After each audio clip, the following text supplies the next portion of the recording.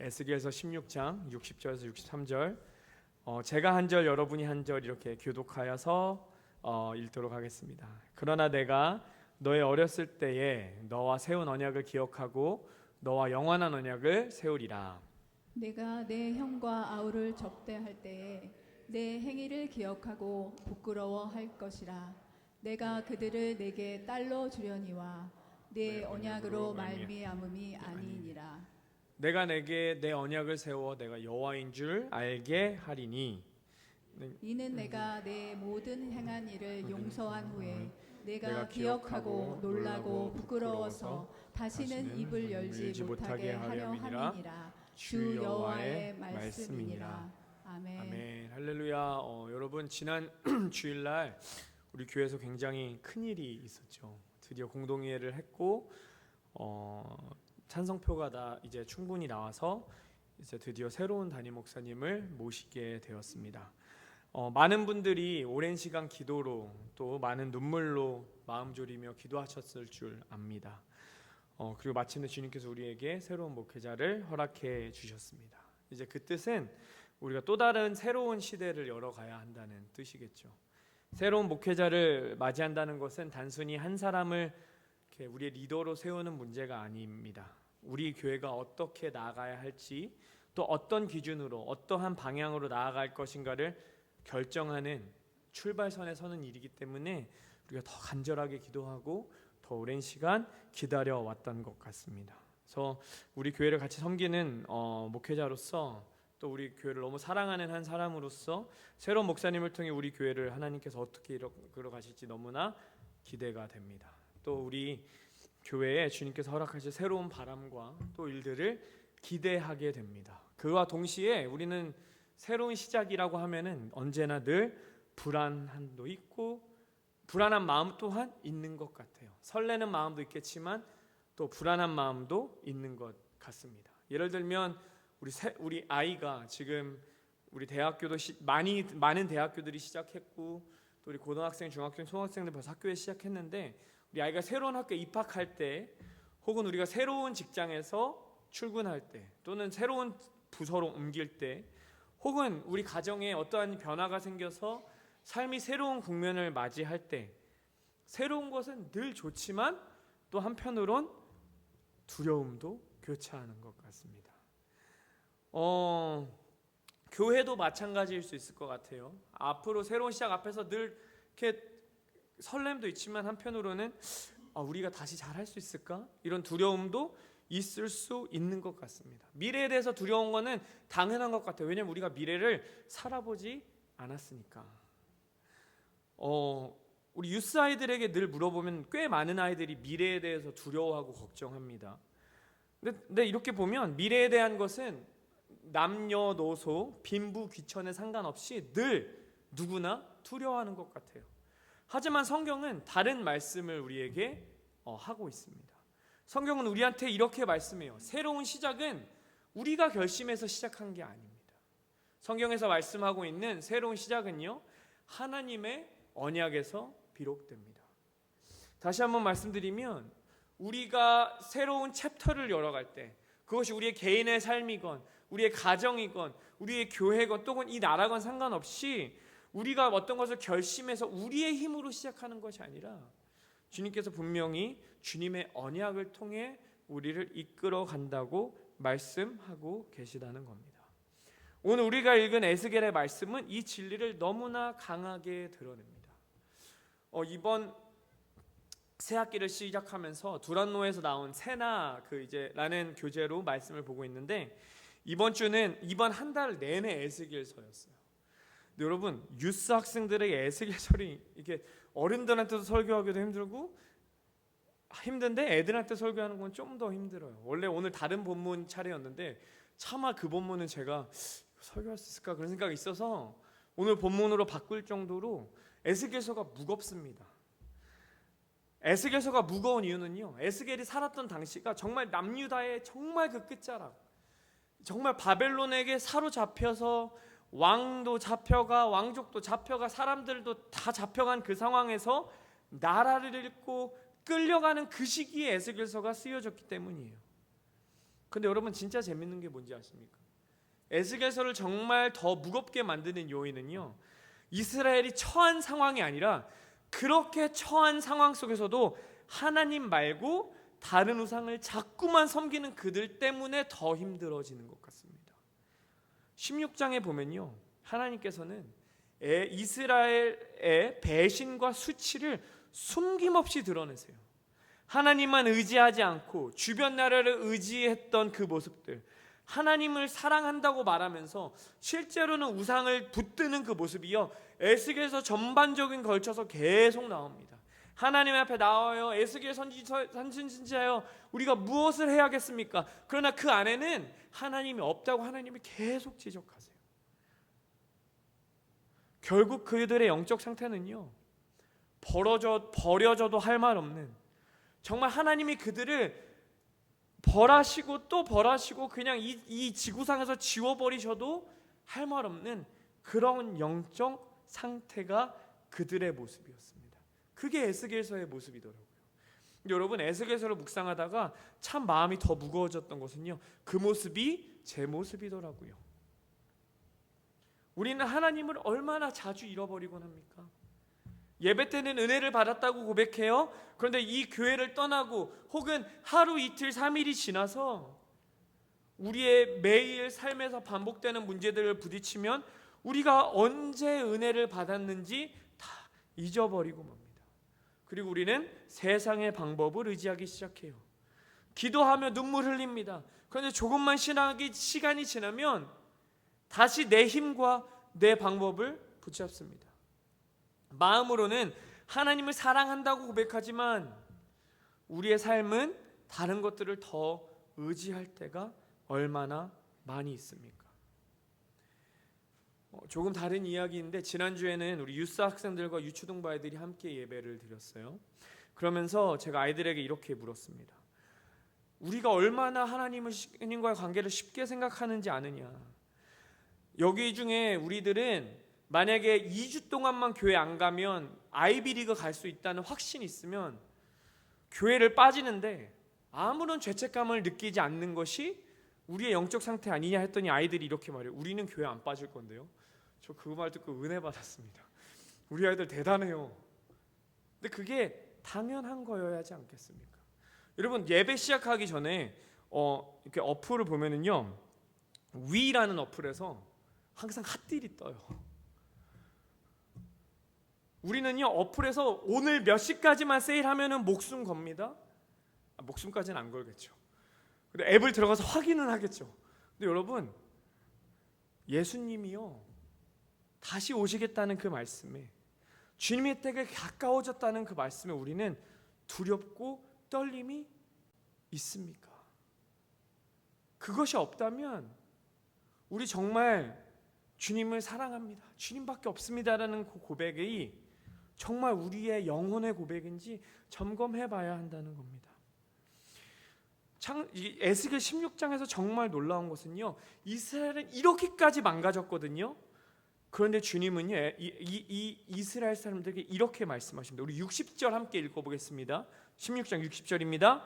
그러나 내가 너의 어렸을 때에 너와 세운 언약을 기억하고 너와 영원한 언약을 세우리라.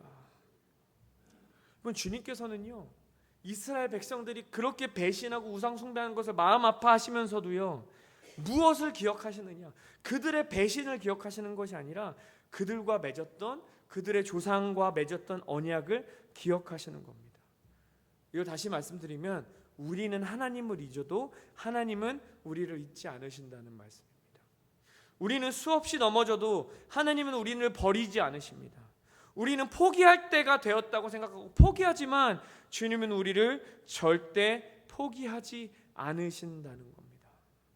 오늘 그래서 그 은혜를 함께 나누고 싶습니다. 첫 번째 여러분과 함께 나누고 싶은 말씀은요, 하나님은 우리의 실패보다 언약을 기억하신다는 것입니다. 우리 60절 말씀 한 번 더 읽어보겠습니다. 60절입니다. 그러나 내가 내게 어렸을 때에 내게 세운 내 언약을 기억하고 내게 영원한 언약을 세우리라. 여러분, 기억하다라는 동사가요, 히브리어로는요, 자칼이라는 단어로 쓰였다고 합니다. 이 단어는 단순히 우리가 어떤 정보를 이렇게 정보를 갖고 있다, 보관한다는 의미를 넘어선다고 해요. 예를 들면 이런 거 있어요. 진짜 내가 왕년에는, 아니면은 뭐 라떼에는 뭐 이런 말 있잖아요. 그거는 그냥 예전에 이런 일이 있었지라고 회상하는 겁니다.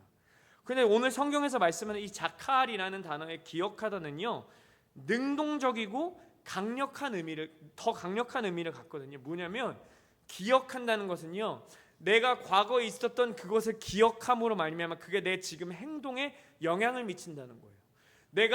주님께서 하시는 말씀은요, 내가 너와 맺었던 과거의 언약 때문에 내가 지금 이렇게 행동하여 하는 거야 라는 의미가 자칼이라는 단어거든요. 창세기 8장에 보면 노아의 홍수 이야기가 나와요. 근데 세상이 다 물에 잠겼는데 그때 하나님께서는요, 노아에게 이렇게 말씀합니다. 8장 1절, 하나님이 노아와 그와 함께 방주에 있는 모든 들짐승과 가축을 기억하사. 하나님께서 그들과 맺었던 언약을 기억하시니까 어떻게 하느냐? 하나님의 바람을 땅 위에 불게 하심에 물이 줄어들었고. 그러니까 하나님이 기억하셨다는 것은요, 노아라는 사람이 있었지가 아니라, 그래, 내가 노아에게 방주를 지어라, 너희는 의인이니까 내가 너희 가족들을 방주를 통해 살릴 거라고 말씀하신 그것을 기억하시고 행동으로 옮기셔서 이 땅을 덮었던 물들을 마르게 하셨다는 겁니다. 출애굽기 2장 23절에서 23절은 이렇게 말씀해요. 여러 해 후에 애굽 왕은 죽었고 이스라엘 자손은 고된 노동으로 말미암아 탄식하며 부르짖으니 그 고된 노동으로 말미암아 부르짖는 소리가 하나님께 상달된지라. 하나님이 그들의 고통 소리를 들으시고 하나님이 아브라함과 이삭과 야곱에게 세운 그의 언약을 기억하사. 하나님이요, 들으신 거에서 끝나는 것이 아니라 하나님이 들으셨더니 어떻게 되느냐? 아브라함과 이삭과 야곱에게 세우셨던 너희의 자손을 바다의 모래알보다 많게 할 것이다, 하늘의 별들보다 많게 할 것이다는 그 언약을 기억하시니까 어떻게 하시냐면요, 모세를 부르십니다. 그리고 모세를 통해 이들을 이집트에서 400년 만에 건져내십니다. 여러분, 성경을 보면 하나님이 기억하시면 어떤 일이 일어나면요, 하나님께서는 반드시 새로운 역사를 시작하십니다. 이것이 성경에서 말하는 기억이에요.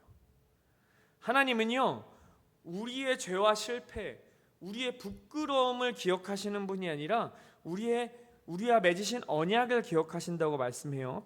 히브리서 8장 12절입니다. 내가 그들의 불의를 긍휼히 여기고 그들의 죄를 다시 기억하지 아니하리라 하셨느니라. 아멘. 여러분, 이 말씀을 믿으십니까? 하나님은요, 우리가 지었던 죄들, 우리의 실수들, 우리의 실패들을 기억하시는 분이 아니시라고 말씀해요. 그런데 여기에는 한 가지 조건이 있습니다. 그게 뭐냐면요, 하나님의 은혜는 아무에게나 임하는 게 아니라 반드시 회개하는 자에게 임하세요. 하나님의 은혜는 우리가 출애굽기 2장 23절에서 봤던 것처럼 하나님께 부르짖는 자들에게 그 은혜가 임합니다. 이스라엘 백성이요, 애굽에서 신음할 때도 마찬가지였어요. 그들이 그냥 단순히 고통스러워하고 자기네들끼리 불만했을 때 하나님이 역사하신 게 아니라 언제 역사하셨냐면요, 하나님 앞에 울며 부르짖을 때, 하나님께 울며 부르짖었더니 하나님이 그 소리를 들으셨고, 하나님이 그 소리를 들으시니까 하나님이 그 언약을 기억하시고 구원을 실행하셨습니다. 하나님은요, 우리의 실수와 실패와 죄악을 기억하시지 않으시고 우리와 맺은 언약을 기억하세요. 그런데 여기서 중요한 것은요, 하나님은 언제 그것을 기억하시느냐? 아무 때나 상관없이, 아무한테나가 아니라 백성이 하나님 앞에 철저히 무너져 회개하고 간구하였을 때였습니다. 그렇다면 오늘 본문에서 하나님은 어떻게 말씀하시나요? 하나님은 이렇게 말씀하십니다. 이스라엘아, 내가 그렇게 배신했고 내가 그렇게 수치를 당했지만 나는 여전히 내 언약을 기억하고 있어. 너는 이미 나를 잊었지만 나는 너를 잊지 않았어. 내가 나를 버렸지만 나는 너를 버리지 않았어. 내가 너를 붙든다. 내가 다시 시작하게 한다. 그러므로 내게 돌아와라 라는 거예요. 성도님들께 이 말씀을 드리는 게 어떤 마음으로 드려야 될지 잘 모르겠습니다. 그런데 오늘 이것을 통해서 우리가 꼭 기억했으면 하는 게 있습니다. 그게 뭐냐면요, 우리의 신앙생활은, 우리의 믿음은 우리의 기억에 근거하는 것이 아니라는 거예요. 우리의 기억에 근거하면 이렇게 됩니다. 내가 은혜를 받았어요. 근데 잊어버려요. 내가 하나님을 사랑한다고 고백했어요. 내일 세상에서 타협해야 되는 순간이 오면 타협합니다. 우리의 기억에 의지하면요, 우리는 하나님의 은혜를 받았지만 실패했어요. 하나님께 회개했지만 타협했어요. 그러니까 우리는 자격도 없고 다 끝났습니다. 왜? 내가 가진 마지막 기억은 실패의 기억이고 실수의 기억이니까. 그런데 오늘 주님께서 우리를 부르시는 것은요, 너희들의 실패와 실수를 바라보지 말라라는 거예요. 왜? 우리의 신앙은 우리의 기억 속에 세워지는 것이 아니라 하나님의 기억 위에 세워지는 것이기 때문입니다. 하나님은요, 우리를 그냥 내버려 두지 않으십니다. 하나님은 주님께서 맺으신 언약을 기억하시기 때문에 우리를 다시 한번 부르시는 것이고, 우리가 지금도 존재하고 있는 것입니다. 우리가 무엇을 잘해서 여기는 것이 아니라 하나님이 우리와 맺으신 언약, 성경을 통해 말씀하신 그 말씀들을 기억하시기 때문에 우리를 여전히 오래 참으시고 우리를 기다리고 계시다는 거예요. 하나님이 기억하시기 때문에 우리 교회가 무너지지 않고 있는 것입니다. 하나님이 기억하시기 때문에 실패자였던 우리도 다시 일어설 수 있는 것입니다. 여러분, 우리가 이것을 오늘 반드시 기억했으면 좋겠습니다. 우리 신앙 속에서 실패와 실수가 있을 수 있습니다. 그런데 우리가 붙잡아야 할 것은요, 실패와 실수, 그것을 통해서 우리를 공격하고 있는 사탄의 음성이 아니라 여전히 주님의 언약을 기억하시고 우리를 기다리고 계시는 그 주님을 기억해야 된다는 것입니다. 여러분, 이 은혜를 반드시 경험하기 위해서는요, 그렇기 때문에 우리가 하나님 앞에서 내 죄를 인정하고 내 부끄러움을 직면하고 주님께 울면서 나아가야 됩니다. 그것이 두렵죠. 세상은 이렇게 말합니다. 야, 너 그것까지 말하면 사람들이 너를 뭐로 보겠냐? 너 그렇게 말하면 너 버림받을 거야. 근데 여러분, 주님께서 말씀을 통해 말씀하시잖아요. 실수하고 실패해도 괜찮다. 내게 돌아오라. 그럼 우리는 주님께 돌아가야 합니다.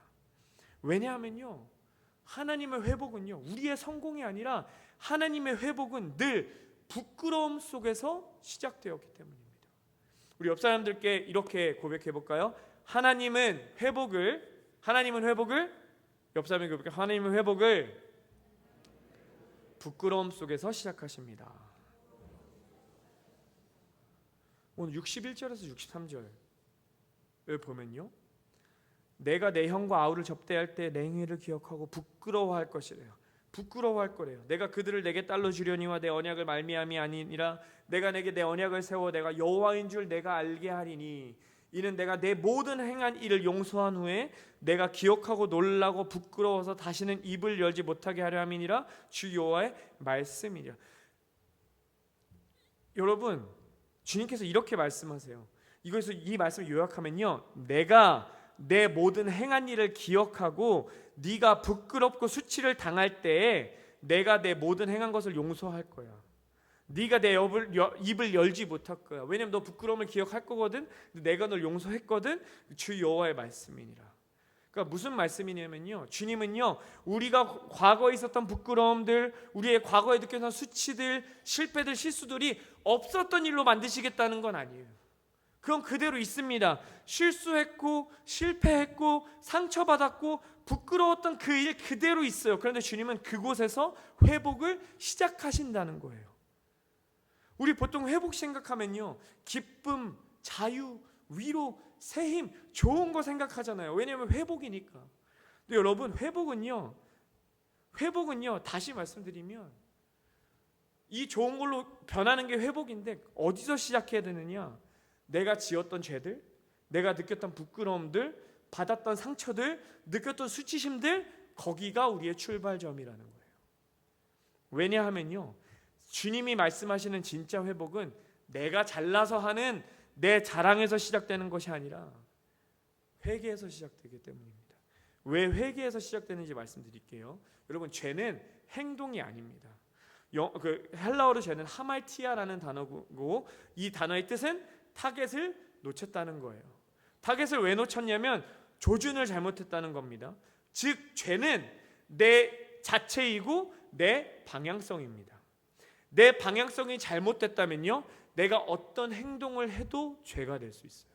내 방향성이 잘못됐으니까. 그럼 회개는 무엇이냐? 내 잘못된 방향성에서 돌아서서 타겟을 향해 올바르게 다시 조준하는 겁니다. 내가 지금까지 잘못된 길을 갔고, 그래서 수치심을 당했고, 상처를 받았고, 실수했고, 실패했어요.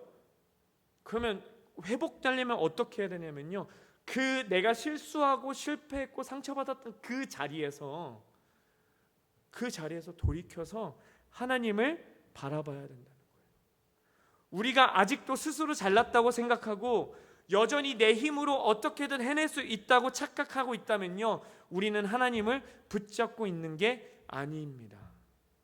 내 자랑이 다 무너지고 내 힘이 바닥나고 오직 부끄러움과 수치심만 남았을 때, 아이러니하게도요, 우리는 그때에서야 진짜 하나님을 붙잡더라는 거예요. 내 힘이 진짜 다 빠졌을 때, 그때가 하나님의 때입니다. 여러분, 요한복음 4장에 보면 사마리아 여인이 나와요. 이 여인에 대해서 너무 잘 아시겠지만 짧게 말씀드리면 이 여인은요 5번 결혼을 실패했고요 6번째 남자와 동거하고 있었습니다. 그녀의 삶은요 수치라는 단어만 남아 있었어요. 그런데요 주님은요 그 삶의 한가운데서 그녀를 만나셨습니다. 그리고 그 수치심의 자리에서 그녀에게 무엇을 주셨냐면요, 영원히 목마르지 않는 생수를 주셨어요. 누가복음 15장에 나오는 탕자도 똑같습니다. 돼지 먹이를 먹으면서 살아요. 아버지가 준 예산은 다 탕진했어요. 그 당시 아버지한테 유산을 받았으면 그는 이제 집으로 돌아갈 수도 없어요. 정말 실패했고 더 이상 떨어질 곳 없는 그 수치스러운 자리에서 그는 그 부끄러움을 안고 그의 아버지에게 돌아가기로 결단합니다. 그랬더니 주님은 그 부끄러움으로 그를 회복시키셨어요. 오늘 본문도 동일한 메시지입니다. 내가 내 모든 일을 기억하고 부끄러움고 수치심을 당할 때, 그때 사람들은 다 너를 비웃어도 나는 너를 용서한다라는 말씀이에요. 여러분, 회복은요 내가 발버둥 쳐서 얻어지는 게 아닙니다. 회복은요 내 주변에 좋은 사람으로 나를 둘러싼다고 이루어지는 게 아닙니다. 회복은 하나님께 돌아가는 것, 즉 내 죄의 길에서 돌아서서 회개하면서 시작된다는 겁니다. 내가 하나님 앞에 죄를 인정하고 변명하지 않고 내 부끄러움을 그대로 드러낼 때, 그 자리에서 하나님은 내가 내 모든 죄를 용서하였다라고 선언하시는 거예요. 고린도후서 12장 9절에 보니까 이런 말씀이 있습니다. 나에게 이르시기를 내 은혜가 내게 족하도다. 이는 내 능력이 약한 데서 온전하여짐이라 하신지라. 그러므로 도리어 크게 기뻐함으로 나의 여러 약한 것들에 대하여 자랑하리니 이는 그리스도의 능력이 내게 머물게 하려 함이라. 아멘. 이 잘난 바울은요 예수 그리스도 때문에 모든 것을 다 포기합니다. 그는 더 이상 자신의 강함을 자랑하지 않아요. 하나님 앞에 모든 것을 다 내려놨더니 어떻게 되냐면요, 그는 이제 자신의 약함과 부끄러움을 자랑하기 시작합니다. 왜냐하면 그에게는 그 부끄러움이 곧 은혜를 만났던, 경험했던 자리로 변하였기 때문입니다. 여러분, 우리 모습들을 생각했을 때 우리 교회 또한 지난 시간 동안 어려운 시간을 지나왔었습니다. 마음 아픈 일도 있었고요, 눈물의 순간도 있었습니다. 그러나 하나님은 그 아픔 속에서 우리를 버리지 않으셨어요. 우리에게 장 목사님을 보내주셨고 주님은 우리의 상처를 하나하나 만져주셨습니다. 그리고 그 과정에서 놀라운 일 또한 일어나기 시작했습니다. 여러분, 우리 유스 아이들이요 지지난주에 어떤 일이 있었냐면 금요 모임 끝나고 자기들끼리 기도하기 시작했어요. 아이들의 찬양이 조금씩 회복되기 시작하였습니다. 우리 유스 학생들이 예배가 조금씩 살아나기 시작했다고 믿어요. 하나님의 역사의 순간임을 믿습니다. 혹자는 너희 교회 참 부끄러운 일이야 라고 할 수 있어요. 근데 지금은 어떤 마음이 드냐면 어쩌라고. 하나님은 그것을 통해서 우리를 회복시키시는 은혜를 경험케 하시고 있다고. 그러므로 성도님들, 우리는 이 시간 더욱더 말씀 앞에 서야 합니다. 왜냐하면요, 주님께서 주시는 회복은 그냥 우리가 말하는 야, 다 괜찮을 거야, 그런 값싼 위로가 아니기 때문이에요. 내 죄를 인정할 때 주님은요, 내 부끄러움을 자랑거리로 변화시켜 주실 겁니다. 주님께서는요, 우리의 상처를요, 간증으로 변화시켜 주실 거예요. 그래서 주님은 우리에게 오늘 이렇게 말씀하세요. 부끄러움에서 도망가지 말고 부끄러움 속에서 내게 엎드려라. 오늘 이 시간 우리가 주님 앞에 엎드릴 수 있기를 간절히 기도드립니다. 우리가 주님 앞에 엎드리면요, 세 번째, 하나님은요, 하나님의 사랑으로요, 죽어있던 것들까지 다 살리실 것입니다. 에스겔서 16장, 아니 에스겔서 전체를 읽어보면 정말 마음이 정말 답답해요. 와, 이렇게 정신을 못 차리나. 이 정도면 진짜 주님, 이 정도면 이 사람들 포기하시죠. 새로 시작하셔야죠. 그런 생각이 들 정도로 마음 한편이 답답합니다. 그런데 62절 보니까, 오늘 16장 62절 보니까 주님께서 이렇게 말씀하세요. 내가 내게 내 언약을 세우리니 네가 여호와인 줄 알리라. 이스라엘은요, 스스로 일어날 힘조차 남아있지 않았었습니다. 그러나 하나님께서는 주님께서 세우셨던 언약으로 죽어있는 것 같은 그들을요, 다시 살려내세요. 에스겔서 37장 보면요, 마른 뼈를요, 다 말라 비틀어져서 정말 생명이라고는 하나도 없는 그들을요, 주님의 군대로 일으키십니다. 여러분, 이게 하나님의 사랑이고요, 하나님의 은혜이고 하나님의 능력인 줄 믿습니다. 우리가 주님 앞에 서면요, 말라 비틀어져서 생명이라고는 하나도 남지 않은 것 같은 그 순간에도 주님은 우리를 주님의 군사로 일으켜 내실 겁니다. 하나님은요, 우리를 끝까지 포기하지 않으세요. 우리가 마른 뼈처럼 말라 비틀어져도 우리를 포기하지 않으십니다. 그런데 우리는 주님을 포기해요. 주님은 우리를 포기하지 않고 기다리시는데 우리는 자꾸만 하나님께 돌아가는 것을 잊어버립니다. 하나님은 언약을 기억하시는데 우리는 그 언약을 잊습니다. 자꾸만 내가 걸어왔던 길, 내가 익숙했던 길, 내 눈에 좋아 보이는 길만 선택하려고 합니다. 주님께서는 새로운 길을 열으시고 우리를 초청하시는데 우리는 자꾸만 제자리에 앉아 울고 있을 때가 얼마나 많습니까? 오늘 말씀을 통해 주님께서 우리에게 하시는 말씀은요, 네가 나를 잊어버려도 나는 너를 절대 잊지 않아. 내가 나를 버렸을지라도 나는 너를 버리지 않아. 내가 너를 붙들 거야. 내가 너와 함께 다시 시작할 거야. 그러니 돌아오라는 거예요. 로마서 5장 8절, 정말 좋아하는 말씀입니다. 우리가 아직 죄인 되었을 때 그리스도께서 우리를 위하여 죽으심으로 하나님께서 우리에 대한 자기의 사랑을 확증하셨느니라. 우리가 회개하고 싶었을 때에, 우리가 뭔가 조금 잘했을 때가 아니라요, while we were still sinners, 우리가 여전히 죄인이었을 때에, 회개할 그 조짐조차 없었을 때에, 생명의 그림자가 사라졌을 때에, 죽음 안에 거했을 때에 주님은 예수 그리스도를 우리에게 보내셔서, 심지어 우리는 그분을 못 박으셨어요. 그런데도 주님은 그 죽음을 이겨내시고 우리를 생명의 자리로 초청하셨습니다. 여러분, 이 사랑은요, 이스라엘 역사 속에서 아니면 신약 성서에서 예수님을 경험했던 그 사도들 속에서만 일어나는 것이 아니라 지금 우리 자리에도 일어나는 역사임을 믿습니다. 여러분, 자꾸 유스그룹 이야기를 해서 죄송합니다. 기도해달라고 계속 이야기하는 거예요. 우리 유스그룹 안에서 일어난 변화를 보면요, 이 변화를 조금 더, 이 말씀을 조금 더 깊이 느낍니다. 여러분, 좀 되게 오랜 시간 동안 아이들의 마음도 무너져 있었고 찬양의 불도 꺼진 것 같고, 정말 유스 사역이 이렇게 하는 게 맞는 건가?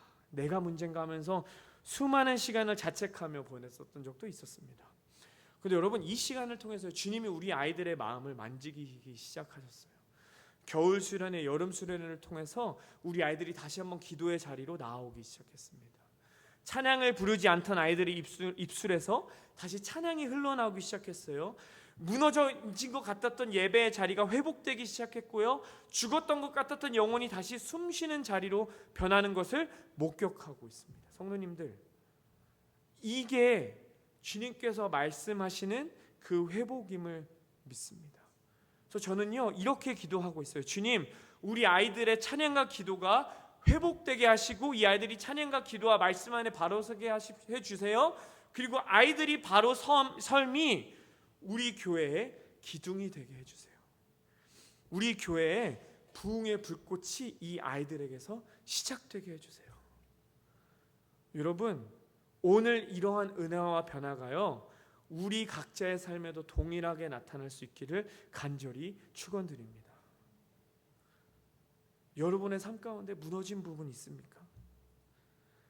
정말 이거는 안 돼 라며 다 무너져버린 내 안에 갖고 있는 절대 용서할 수 없는 상처 있습니까? 혹은 여러분 가정 가운데 무너진 부분 있으십니까? 아무리 애써도 고쳐지지 않는 죄의 습관이 있으십니까? 아니면 너무나 익숙해져 버려서 예배와 기도의 자리에 나와도 설렘이 없는 분 있으십니까? 여러분, 다 끝난 것 같아 보일 때 주님이 우리에게 말씀하시지 않습니까? 내가 너를 잊지 않았다. 내가 너를 버리지 않았다. 내가 만지면 마른 뼈도 내 군대로 살아나는 것을 너도 보지 않았느냐. 여러분, 죽은 것 같은 그 자리를 주님께로 가지고 나아가시기 바랍니다. 그럼 주님은요, 그곳에서 여러분을 다시 살리실 것입니다. 그래서 오늘 우리가 해야 될 일은 너무나 단순합니다. 주님께서 에스겔서로 하시는 말씀, 우리는 하나님을 수없이 잊었지만 하나님은 우리를 단 한 번도 잊으신 적이 없다. 우리는 하나님을 수없이 배신했지만 하나님은 여전히 우리를 기억하시고 기다리고 계신다. 하나님은 여전히 우리를 끝나지 않고 붙들고 계신다. 이것을 붙들고 주님께 돌아가야 된다는 겁니다. 왜냐하면 이게 은혜이고 이게 주님의 복음의 메시지이기 때문입니다. 우리 안에 주님께 돌아가는 이 회개의 역사가 일어나길 간절히 기도드려요. 하나님은 실패를 덮어주시는 분입니다. 그러나 그 은혜와 그 사랑은요, 주님께 돌아가는 자에게 임합니다. 오늘 우리가 주님 앞에 우리의 마음을 찢으며 엎드릴 때 주님은 우리의 수치를 은혜의 자리로 바꿔주실 겁니다. 그리고 죽음 가운데 생명을 불어넣어 주실 겁니다. 이제 우리 교회도 새로운 시대를 곧 맞이합니다. 하나님께서는 우리 교회에게 새로운 목회자를 세워주셨어요. 그것을 통해서 주님은 내가 너희를 통해 새로운 일을 시작할 거라고 말씀하신다고 저는 믿습니다. 우리 교회가 지금 40몇 년 동안 함께 해왔던 것은요, 우리의 힘이 아니었습니다. 하나님께서 언약을 세우셨고 주님이 그 언약을 붙들고 주님께서 지켜주셨다는 것을 믿어요. 그럼 우리는 해야 할 것은 단 하나입니다. 그 주님께 엎드리는 것입니다. 그 주님께서 이끄시는 대로 나를 이끌어가 주세요라고 주님께 온전히 순종하는 것임을 믿습니다. 그래서 여러분, 오늘 기도하실 때, 또 이번 한 주 남은 시간 동안 기도하실 때 이 기도 꼭 주님께 드리셨으면 좋겠습니다. 주님, 우리의 실패와 실수와 수치들을 주님 앞에 다 내려놓겠습니다. 다시는 주님을 떠나지 않게 인도하여 주시옵소서. 머뭇거리지 않게 하시옵소서. 내가 주님께 돌아가겠습니다. 이 고백이요, 오늘 우리의 고백이 되기를 원하고요, 우리 교회의 고백이 되었으면 좋겠습니다. 이것이 우리 가정의 고백이었으면 좋겠고 우리 인생의 고백이었으면 좋겠습니다. 오늘 이 밤 우리가 회개하며 주님께 돌아갈 때 주님은 반드시 우리를 다시 일으켜 세워 주실 것입니다.